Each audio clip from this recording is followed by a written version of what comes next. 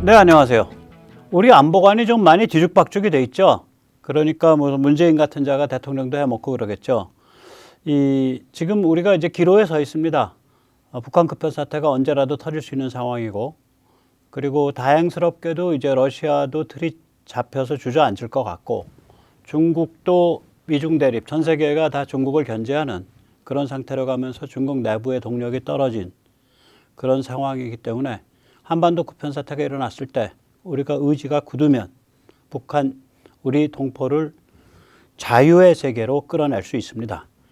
그러면 이제 서해와 이제 한반도 북부에서 이제 말하자면 중국과 힘겨루기를 엄청 해야 되는데요. 그게 우리 안보 전략이 돼야 되거든요. 그러니까 주적이 중국이고, 그리고 그 주전장이 서해와 한반도다. 이 개념이 확실해져야 됩니다. 특히 이제 그 군사 평론을 하거나 혹은 군사적인 거를 가지고 이제 유튜브를 하시는 분들 중에 제가 많이 배우기도 하는데 안타깝게도 그것이 명백지 않아서 좀 혼란스러운 면이 있거든요. 그래서 그런 걸 좀 대담하게 좀 이야기를 정리해 보기로 하겠습니다. 먼저 세뇌 탈출 자유구독료 부탁 말씀 올립니다. 아시다시피 세뇌 탈출은 광고가 잘 붙지 않습니다. 도와주시면 보다 좋은 콘텐츠로 찾아뵙는 데 커다란 힘이 되겠습니다. 감사합니다. 이 전장이라는 개념이 굉장히 중요해요. 주적이 누구냐, 전장이 누구냐. 거기에 따라서 이 군사 기술, 그 다음에 이 방위 산업, 군사력, 이것의 성장 방향이 달라집니다. 일반인이 뭐 좀 개념이 헛갈리는 건 오케이. 그런데 군인, 그 다음에 국회의원, 더 나아가서 대통령의 개념이 헛갈린다. 그러면 둘 중에 하나입니다. 바보이거나 간첩입니다. 그래서 먼저 전장, 주적에 대한 설정이 얼마나 중요한지 잠깐 말씀을 드리겠습니다. 우리가 F-35라든지 F-22 같은 이야기를 할 때 굉장히 좋은 비행기라고 얘기를 하죠. 실제로 굉장히 좋습니다. 그런데 미국의 관점에서 보면 이거는 단거리 비행기입니다. F-111이라는 비행기가 있었습니다. 그 당시에 최첨단의 그 기술을 가지고 개발을 했어요. 그게 언제 나왔냐면 1967년에 최초 배치됐습니다. 최대 속도가 음속의 2.5배입니다. 그러니까 최대 속도가 지금 아마 랩터보다 좀 빠르거나 그랑 비슷할 거예요. F-35보다는 빠르고요. 최대 고도 무시무시하게 올라갑니다. 2만 미터까지 올라갑니다. 항속거리 보조연료 탱크를 채우면은 5,940km가 가고요. 보조연료 탱크가 없으면 한 4,000km가 갈 겁니다. 1960년대에 개발돼서 67년도에 최초 배치됐고요. 1986년 미국과 그 리비아 사이에 힘겨루기가 있었습니다. 그때 미국이 카다피를 죽이려고 보냈던 비행기가 이겁니다. 카다피 물론 그때 살아남았죠. 아마 사막에서 텐트 치고 돌아다니면서 살아남았을 겁니다. 그때 유럽에서 이거를 겁이 나가지고 우리 그 공항 쓰지 마세요 해서 영국에서 출발을 해서요. 스페인도 겁이 나서 자기 영공 통과를 허락을 안 해서 스페인 바깥으로 대서양으로 돌아서 지중해로 진입한 다음에 리비아를 쳤습니다. 무려 중간에 공중급유를 한 두세 번 했어요. 그러니까 왕복이 어마무시하게 긴 거리고요. 아마 사상 가장 긴 그러한 공습 거리였다고 그렇게 생각되는 그런 작전이었습니다. 이 비행기가 나오게 된 배경은요. 1960년대 초에 공군에서는 장거리 전투기를 요구했고요. 해군은 장거리 함재 전투기를 요구했습니다. 그래서 연료 무장 합 15톤 정도 적재 가능하고요. 아마 무장은 한 7, 8톤 적재할 겁니다. 그러니까 우리 지금 F-21과 비슷해요. 무장 적재량은. 보조연료 탱크 없이 항속거리가 4,000km 나옵니다. 이 비행기는 특징이 이 스윙 날개라 그럽니다. 이 스윙 날개가 이게 뭐냐면은 지금 그러니까 날개의 각도가 날아가면서 이렇게 접혔다가 펴졌다 접혔다 펴졌다 할 수 있습니다. 그리고 그 당시에는 이제 레이더가 지금보다 훨씬 못할 때인데도 불구하고 지형을 식별해서 지형에 따른 저공 비행 능력을 합니다. 지상 60m 위를 음속의 1.2배로 날아갈 수 있는 공포스러운 비행기였습니다. 이 비행기는 2010년에 완전 퇴역을 했고요. 등장한 다음 43년째입니다. 그 다음에 우리가 이제 지금 뭐 주렁주렁 엄청나게 많이 달고 갈 수 있는 F-15, 이게 굉장히 멀티롤인데요. 이걸로 교체됐습니다. F-15는 최대 항속이 이 보조 연료 탱크를 F-15가 4개나 달 수 있습니다. 그러니까 배 밑에 탱크로 다는 게 3개고 옷 입듯이 위에다 껴입는 게 1개입니다. 4개 보조 연료 탱크를 달면 F-15가 3,900km를 갈 수 있습니다. 그러니까 이게 F-111과 비교하면 한 1,000km, 한 2,000km 줄어드는 거예요. 2,000km. 항속거리가. 즉, 왜 장거리 전투기가 없어지게 됐을까? 장거리 전투기가 없어지게 된 거예요. 1990년대. 이제, 냉전은 끝났지만 중국은 너무 우습게 봤고, 미국이. 그래서 주 전장을 유럽 모스크바로 모았습니다. 그래서 이 항속거리를 뭐 2,000km, 2,500km 보조연료 탱크 안 달았을 때 우리도 그 정도죠. 우리 지금 F-21도 항속거리가 한 2,000km 조금 남짓하게 나오죠. 보조연료 탱크 안 달았을 때. 그래서 인도태평양은 별로 신경을 안 쓴 거예요. 자, 이렇듯이 아까도 말씀드렸지만 주적을 누구로 보냐, 주전장을 어디로 보냐에 따라서 방위산업이 달라지고 군사기술이 달라지고 군사력이 달라집니다. 미국이야 냉전 끝난 직후에 그럴 수 있었어요. 그때는 중국이 이렇게 크지 않았었으니까. 그러나 한반도는 명확합니다. 주적은 중국입니다. 주전장은 서해와 한반도입니다. 생각을 해보십시오. 우리가 우크라이나에 무기 안 보내는 이유 뭡니까? 그리고 우리가 우크라이나에 무기를 안 보내더라도 뭐 그렇게 사람들이 다른 나라 지도자들이 한국 너희 비겁하다라고 욕을 안 해요. 왜냐? 우리가 중국을 틀어막고 있거든요. 최전선에서. 무시무시한 북핵을 이고 살잖아요. 최전선에서. 그러니까 우리가 거기다가 군사력을 투사를 하면 무기를 보내서 그러면은 대량으로 보냈을 때 우리 예를 들어서 우리 천무 로켓 같은 거 뭐 한 50대 빼서 보내도 우린 뭐 한 20%밖에 안 빠진 걸 거예요. 10%나.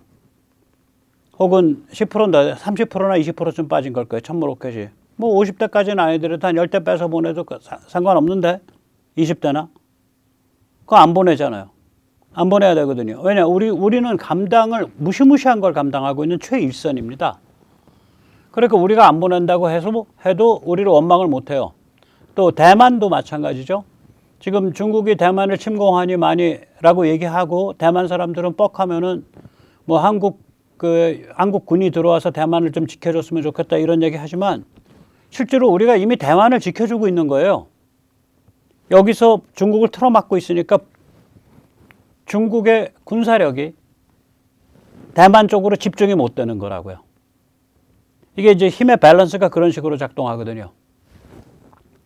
그러면은 자 이렇게 민감한 지역, 주전장이 어디냐 이거예요. 중국이 주적이고 주전장이 서해와 한반도다 이거예요. 이거를 군사평론한다는 사람들도 얘기를 별로 안 하고 정치인도 이런 얘기가 묻어 나와야 되는데 이렇게 노골적으로는 표현 안 하더라도 뭐 이상한 소리나 하고 있고 문재인 같은 자는 완전히 엉터리 소리를 해서 국민을 헛갈리게 만든 자입니다. 간첩 아니면은 바보죠. 그 중에 뭔지는 문재인 씨를 제가 검사를 안 해봐서 모르겠습니다. F-111 이야기 조금 더 하겠습니다. 자, F-111 저 아래 사진이 4개인데요. 보면은 처음에 이륙할 때는 맨 왼쪽 사진입니다. 날개를 활짝 펴고 있습니다. 속도가 붙어갈수록 날개를 점점 뒤로 접기 시작합니다. 그래서 완전히 고공에서 속도를 낼 때는 저렇게 날개가 역삼각형 모양으로 딱 접힙니다. 스윙 날개입니다. 말씀드렸듯이 미국 전투기의 항속거리가 짧아진 것은 F-111 같은 비행기가 그러니까 1967년에 나와가지고 2000년경에 퇴역을 다 당했는데 그 다음에는 저런 정도의 항속거리, 그러니까 보조연료 탱크 채웠을 때 6,000km, 안 채웠을 때 4,000km 이런 항속거리를 가진 전투기가 그 다음엔 안 나와요. 이거는 주 전장을 유럽으로 봤기 때문에 그렇습니다. 그래서 미국이 지금 개발하고 있는 NGAD라고 불리는 차세대 정말 무시무시하게 아마 비쌀 거고 무시무시하게 멋있게 생긴 비행기, 그 비행기의 항속거리는 6,000에서 8,000km를 타겟으로 합니다. 실제로 미군 고위 장성들, 그 비행기를 이제 기획하는 사람들의 이야기는 뭐냐면 앞으로 주적은 중국이고 주전장은 인도 태평양이다 이거예요. 괌이나 오키나와에서 떠가지고 중국 신부에 들어갔다가 중국 저 가운데까지 들어갔다가 다시 그냥 무리 없이 나오려면 항속거리가 6,000에서 8,000km 돼야 된다 이겁니다. 이렇듯이 주적이 누구냐, 주전장이 누구냐에 의해서 방위 산업과 군사 기술이 달라집니다. 국방력을 키우는 방식이 달라집니다. 문재인이가 만약에 남중국해에 가서 중국이랑 한판 붙겠습니다. 그래서 항모 필요합니다. 라고 말했다면 제가 덜 간첩스럽게 봤을 거예요. 중국이랑 한판 붙기는 북경대 가서 중국은 태산이고 우리는 동산이라 그러는 정말 벨도 뭣도 없는 종중주의자가 감히 대양 해군을 말해요? 정신분열 환자 아닙니까? 문재인 씨, 당신 정신이 분열된 사람 아니에요? 우리가 항모를 만든다는 얘기는 남중국해 가서, 동중국해는 거기는 저기 오키나와 권역이거든요. 바로 오키나와 권역입니다. 센가쿠 열도 바로 오키나와 아래에 있잖아요. 동중국해는 우리가 가면 오키나와 기지 이용하면 되는 거고, 우리 2,000km 정도밖에 안 되니까 거의 모든 비행기가 오키나와에 바로 건너갑니다. 또 일본이 많이 감당해야 되고 미군이 많이 감당해야 되는 데입니다. 잘 감당하고 있고요. 그러면 이제 항모를 몰고 간다 그러면 남중국해입니다. 서해는 항모 못 들어오니까, 서해는 바다가 얕은 데는 40m, 깊은 데는 한 150m밖에 안 됩니다. 그리고 우리 한반도와 중국과의 그 거리가 너무 짧기 때문에 그냥 뭐 몇십 조짜리 관역판 떠다니는 겁니다. 서해에서 항모가 돌아다닌다는 것은. 그러니까 서해는 항모 못 들어가요. 그러면은 결국 남중국해 가서 중국이랑 한판 붙지 않으려면 항모를 만들 필요가 없습니다. 중국이랑 한판 붙을 바에야 이길 수 있는 곳에서 붙죠. 뭐하러 남중국해 가서 붙습니까? 어차피 붙는 건데. 그래서 항모는 천천히 만들면 됩니다. 천천히. 정말 우리가 완전히 한반도가 자유화돼서, 북한이 자유화돼 가지고 한 8천만 인구 되고, 그리고 일본과도 관계가 많이 정리가 되고 이랬을 때 천천히 만들면 됩니다. 지금 당장 급한 거는 어떻게 하면 서해와 한반도에서 주적을 중국으로 설정을 하고 우리가 그걸 억제할 수 있는가. 거기에 제일 급한 과제입니다. 그 주적과 주전장을 헷갈리는, 대통령이 그걸 헷갈려서 엉뚱한 소리 한다. 그러면 바보거나 간첩이란 소리죠. 그 자리까지 올라갔을 때는 글쎄 바보는 아니었을 확률이 높은데 과연 간첩일까요? 그건 저도 잘 모르겠습니다. 자, 우리 앞에 닥쳐 있는 문제는 이겁니다. 지금 왼쪽 그림, 왼쪽 아래의 그림이 지금 현재의 한반도입니다. 앞으로 한반도는 둘 중 하나입니다. 중간 없습니다. 지금 간신히 윤석열 돼가지고 왼쪽 아래 상태가 지금 유지가 된 거예요. 만약에 이재명이 됐었으면 오른쪽 아래 상태가 합니다. 사실상 중국의 반식민지, 불그레한 나라, 한국의 모든 기업과 모든 경제력과 첨단 기술 전부 중국의 먹잇감이 되는, 한국인 전체가 중국 기쁨조가 되는 그런 상태가 되겠죠. 대장동 자본주의라고 불리는 중국 공산당식 자본주의가 지배하는 사회가 되겠죠. 또 거꾸로 북한의 급변사태가 났는데 우리가 중국을 억제하는 데 성공을 하고 중국을 서해와 한반도 북부에서 잘 막아내면 북한이 저렇게 자유로운 그런 자유화가 되겠죠. 그게 중간에 위에 있는 그림입니다. 둘 중에 하나 갑니다. 북이 뻘겋게 남아있으면서 남까지 핑크빛으로 가느냐, 아니면은 북 전체가 자유화될 수 있냐. 거기에 우리의 여러 가지 갈림길이 걸려 있습니다. 자, 주적이 중국이고 주전장이 서해와 한반도. 이 개념이 일반인들에게는 없을 수도 있어요. 심지어 유튜버도 없을 수 있어요. 유튜버도. 일반인 중에 표현력이 강한 사람이니까 유튜버는. 그러나 정치인, 대통령, 군인이 없다면은 과연 우리가 이 사람들을 어떻게 봐야 될 거냐. 우리 고민해 봐야 됩니다. 자, 그런 의미에서 KF-21은 천운이었습니다. KF-21이 지금 상태로 갈 수 있었던 가장 큰 거는 이게 이제 군사평론 유튜브에서 하는 분들이 차세대 전투기는 김대중 대통령 때 기획됐습니다. 김대중이가 말 한마디 했어요. 그것뿐이에요. 그리고 나서 완전히 이거를 어떤 개념이냐, 어떤 방향으로 가야 되냐를 가지고 10년 넘게 헤맸습니다. 10년 넘게 헤맸습니다.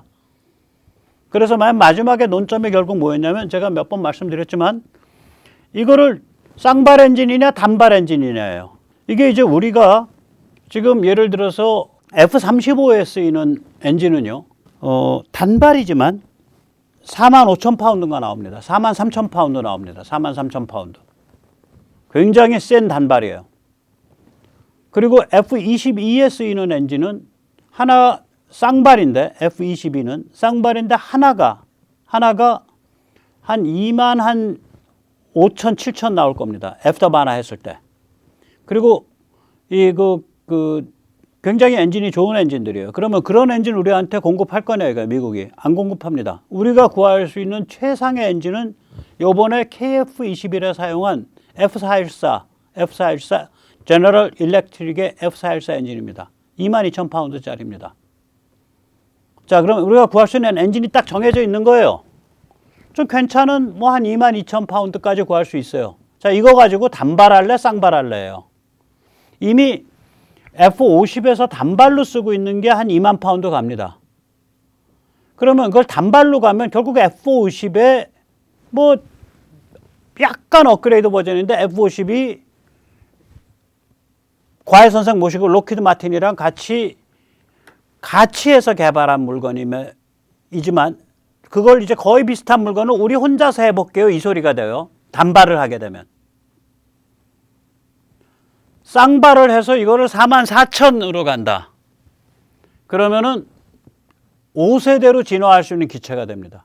그럼 이거를 누가 정했냐? 박근혜 대통령 때 정해졌습니다. 2014년 9월에 일어난 일입니다. 당시 김관진 장관입니다. 박근혜 대통령, 김관진 장관, 그리고 당시에 합참에서 앞에서 총대를 맸습니다. 이거 싸움 무지하게 셌던 싸움입니다. 당시에 합참의장, 당시에 합참의 간부님들 감사합니다. 감사합니다. 거기서 기본적인 동체와 컨셉이 잡힌 거예요. F-35급의 추력을 가진 그러한 동체를 만든다. 그러니까 그 다음 뭐가 돼요? 그러면 우리도 형상을 스텔스로 가야지, 저피탐으로 가야지. 그래서 지금 동체 컨셉하고 엔진이 그때 컨셉 잡힌 거예요. 2014년 9월. 그리고서 사업 추진단이 만들어진 게 2015년인가 16년입니다. 즉 저거는 박근혜 정부의 작품입니다. 박근혜 정부의 작품이에요. 사실은. 지금 큰 물꼬를 튼 건. 그런데 자, 우리의 예를 들어서 지금 현대 자동차, 전기 자동차가 테슬라를 누른다 그러는 거 아니에요? 수소 전지 때문에 수소 전지를 쓰는 그 방식이 이제 그게 좋은 거다라는 그 장점이 많은 게 증명이 돼 가지고 오래 전부터 거기에 특허를 빌드업하고 그쪽을 계속 두들겼던 현대 쪽이 이제 좋아졌다는 거 아닙니까? 입장이 훨씬 더 강화돼 가고 있다는 거 아니에요? 자동차, 조선, 철강, 그 다음에 반도체, 전자, 소프트웨어, 통신, 그 다음에 기계, 소재, 화학, 이런 분야들이 우리가 세계 초일류급의 전방위적 경쟁력을 갖추게 됐습니다. 2010년경이 되면 우리가 이게 세계 초일류급의 전방위적 경쟁력을 갖추게 됐어요. 자, 이런 상태에서 또한 그리고 2010년경이 되면 이제 방위산업, 그러니까 국방부 ADD부터 시작을 해서 국방과학연구원 거기부터 시작해서 이 관련 업체까지 그게 생태계가 쭉 만들어진 상태가 됐어요. 이런 상태에서 정부가 F-35를 염두에 둔 그런 성향의 비행기를 염두에 둔 거기까지 쫓아갈 수 있을지 없을지 모르지만 일단 몸통 모양과 엔진을 그런 방향으로 해서 몇 조를 쏟아붓겠다. 거기에 승부 걸겠다. 딱 깃발을 드니까 그때부터 이제 발동이 걸린 거예요. 만약에 그때 그런 식으로 동체가 뭐 그냥 FA50 비슷하게 그거보다 약간 한 10% 늘어나고 결국은 단발 엔진인데 그 엔진이 지금 FA50보다 한 20%쯤 늘어나고 10%쯤 늘어나고 이런 걸로 했었더라면 거기다 대고서 업체랑 이런 쪽에서 목을 걸고 예를 들어서 네트워크 연동. 우리 지금 한국이 전체 네트워크 체제, 군사 네트워크 체제 지금 만들고 있다고 말씀드렸죠. 링크 K. 그 다음에 드론 공동 전술. 그러니까 무인 정찰기랑 같이 날아가면서 이 작전을 하는 거. 이거 멈트 작전이라, 멈트라 그러죠. Unmanned Teaming. 그 다음에 전체를 이걸 다 통합하는 고급 지능. 이걸 미션 컴퓨터, 고급 미션 컴퓨터. 그 다음에 세계 최강 수준의 AESA 레이더, 세계 최강 수준의 지상 표적 탐지 추적, EOTGP, 세계 최강 수준의 다중대역 적외선 IRST, 그 다음에 레이저, 이런 것들을 발전시키겠다라고 업체들이 가동이 돼서 덤비질 않아요. 근데 왜 그러냐? 아니 기본적인 몸통과 엔진이 뭐 거긴데 FA50 같은 건데 뭐 그거에 뭐 저거 할 거 있어. 그런데 그게 아니거든. FA50이 저희가 가동을 해보면 가동률이 90% 가까이 나온다고요. 그리고 F-35가 가동률 낮다는 것도 대충 안다고. 유지관리비 많이 든다가 안다고. 그리고 그때는 F-35 가격도 엄청 비쌌어요. 요새 좀 떨어졌지. 그러니까 딱 생각을 하게, 이렇구나. 오케이. 그럼 여기 한번 승부 걸 수 있겠네. 그래서 업체가 이쪽에 전부 달라붙은 거예요. 열성을 갖고. 그래서 물꼬가 퍽 터진 거예요. 그러면 그 수문의 빗장문 열어 올린 게 어디냐. 박근혜 정부 때 김관진 장관과 그 다음에 합참 사람들입니다. 그리고 그걸 강력하게 밀어붙였던 ADD와 공군입니다. ADD와 공군이 그걸 강력하게 밀어붙였어요. 천운이었죠, 그쪽으로. 그래서 F-35급 스텔스 동체 개념이 정립이 되니까 봇물 터지듯 이제 그 하이텍이 막 준비되기 시작을 하는 거예요. 이게 이제 특히 그리고 이제 이 문재인 정부 때는 이게 이 각 업체나 연구기관이 이걸 준비했다가도 이거 발표했다가 또 어떻게 브레이크 걸릴지 모르니까 딱 감추고 있었다고요. 그러다가 이제 2019년 문재인 정부가 아무리 눌러도 이제 너무 부글부글 끓어올라서 2019년부터 공개가 되기 시작을 하고 특히 윤석열 대통령 때 되고 나서부터는 이게 그 공개가 되고 이게 막 가속이 돼요. 그래서 요새는 눈만 뜨고 나면 무슨 새 기술 발표되고 눈만 뜨고 나면 새 무기 발표되고 뭐 눈만 뜨고 나면 새 실적 발표돼요. 이게 왜 그러냐? 억제돼 있었던 거예요. 그래서 책상 밑에서 개발하고 있었던 거예요. 문재인 정부의 뒷다리 잡힐지 모르니까. 이 탈레반 정부 때요. 탈레반 정부 때 지금 말고 옛날 탈레반 때 아프간 박물관 직원들이 그 탈레반 폭도들이 다 박물관 빠갤 것 같으니까 뭐 1000년 된, 1500년 된, 2000년 된 그 정말 금세공에서 어디 갖고 나가면 한 피스에 뭐 50만 불, 100만 불 할 수 있는 거 그걸 다 바리바리 싸갖고 바닥에 묻었어요. 그런 심정으로 개발했을 거예요. 문재인 정부 때. 그러다가 이제 다 튀어나오고 있는 거예요. 특히 윤석열 정부 되면서 더 튀어나오고 있어요. 더 빨리. 여기서 이제 이렇게 F-35급 스텔스 동체라는 틀이 딱 개념이 정립이 되니까 이제 달라붙어 가지고 해낸 게 뭐냐. 일단 제일 중요한 게 세계 최강급 에이사 레이더를 했는데 에이사 레이더라는 거는 탐지. 물론 레이더니까 탐지 잘해야죠. 이 탐지 무지하게 잘합니다. 공식 발표되어 있는 건 200km라고 하는데요. 그건 아마 수출용 모델로 다운그레이드 된 걸 겁니다. 제가 짐작하기에 300에서 400km 정도 사이에 탐지가 될 겁니다. 적기가. 그 다음에 재밍 실행. 얘는 레이더일 뿐만이 아니라 특정 주파수 이러이러하게 만들어가지고 특정 방향으로 쏘세요 하고 명령이 딱 떨어지면 그렇게 주파수를 만들어서 특정 방향으로 빡 쏴요. 그 주파수 그 방향 뭐냐? 상대방 레이더 있는 곳이에요. 상대방 레이더 먹통돼 버리죠. 이걸 재밍이라 그래. 전자전. 전자, 일렉트로닉, 전, 워페어. 그 다음에 이제 지형 파악. 아마 저게 지형 파악이 될 겁니다. 그래가지고 이 지형 파악이 되면 이제 그 탑건 매버릭처럼 날아가게 되죠. 그 다음에 세계 최강급 동체 일체형 안테나, 컨포멀 안테나라 그러죠.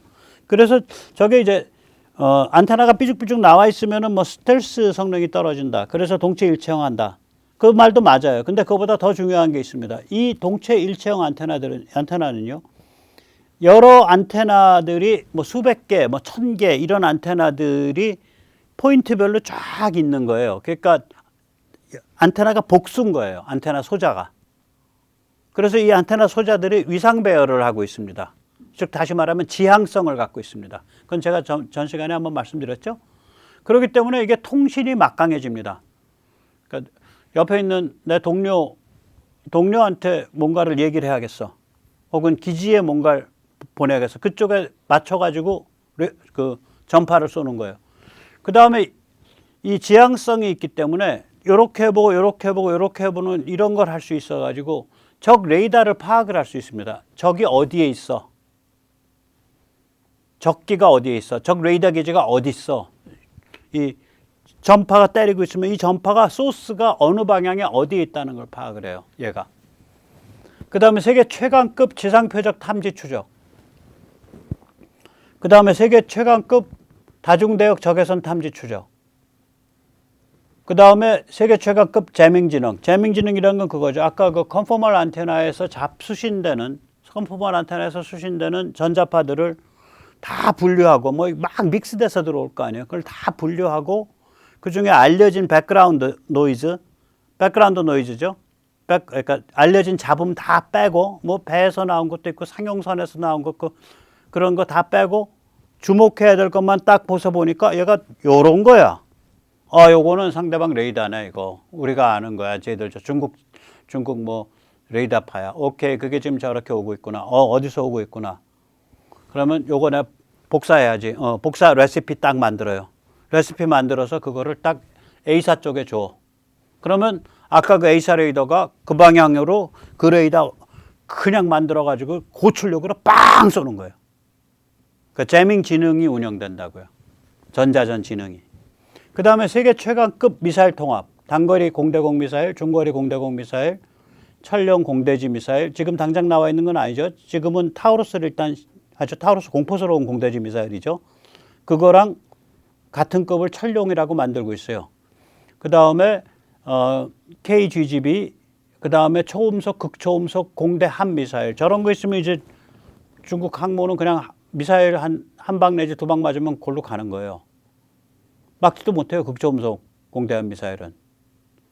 지금 아래 나와 있는 게 가는 게 단거리 공대공 미사일. 그 다음에 히무크레에서 왼쪽 아래 긴 거, 큰 거, 그게 장거리 공대공 미사일. 중간에 있는 게 A사 레이더. 오른쪽에 있는 게 KGGB, 말하자면, 그 활강 유도 폭탄이죠. 그러니까 재래식 폭탄에 위에다가, 올라타는 놈이에요. 저 활강 유도를 해주는 거예요. 그러니까 자기 밑에다가 딱 거기 올라타갖고 자기 밑에 재래식 폭탄 놓고 거기 올라타서 활강을 하면서 방향을 조절하는 거예요. 100km 갑니다. 무려. 그 다음에 아마도 요번에 이제 한 2006년에 양산 들어갈지 그 다음 단계 될지 모르겠는데 아마 레이저를 좀 쓸 거예요. 근데 레이저를 뭐 예를 들어서 뭐 저기 8km 아래 저 땅 아래 있는 8km 떨어진 무슨 탱크를 부수기 위해서 쏜다. 그런 게 아니라 아마 굉장히 실용적일 겁니다. 우선 첫째, 나를 쫓아오는 미사일을 격추하는데 저거 아마 우리가 지금 레이저 기술이요 세계에서 그러니까 멀티스레드 포커싱을 하는 게 아마 세계 최강일 겁니다. 무슨 얘기냐면 하나의 통로에 대고서 엄청난 출력으로 몰아붙이는, 그렇게 되면 이제 부품이나 이런 게 다 복잡해지거든요. 커지고 비싸지고. 그게 아니라 하나의 뭐 예를 들면 1kW, 2kW라 그래봐야 우리 커피포트 3개 정도예요. 보통 중형 에어컨 정도일 거예요. 2kW면은 하나에. 그런 거를 예를 들어서 뭐 5개 묶어서 10kW 가지고 때렸더니 1kW를 맞추더라. 가능하죠.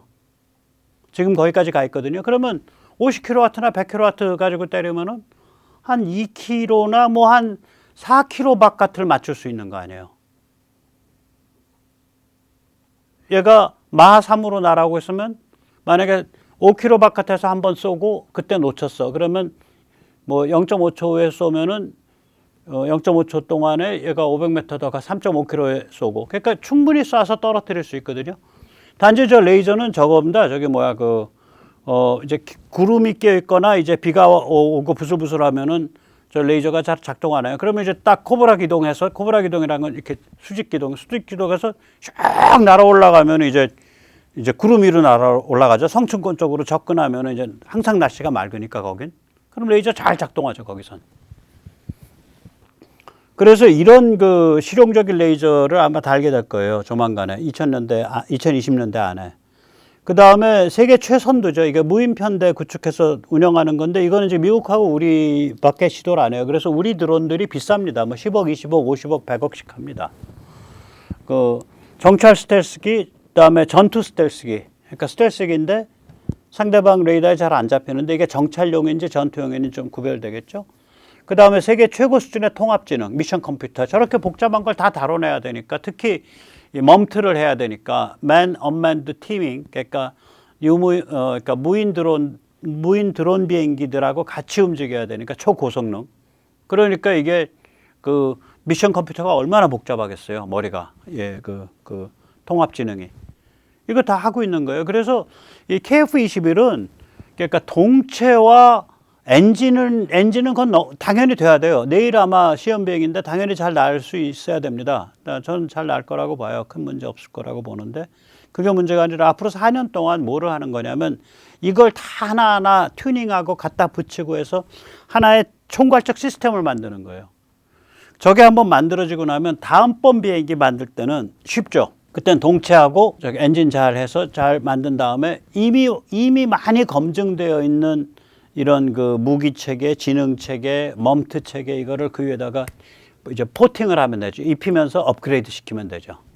그래서 지금이 거의 맨땅에 헤딩하고 있는 게 그 전체를 그 전체 하나의 그 세계를 만들고 있는 겁니다.